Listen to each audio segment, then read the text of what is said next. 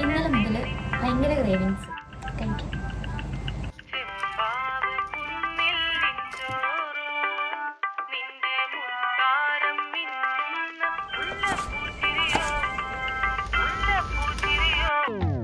ചെമ്പാവ് പുന്നില്ലിൻ ചോറോ നിന്റെ മുത്താരം മിന്നുന്ന മുല്ലപ്പൂ ചിരിയോ.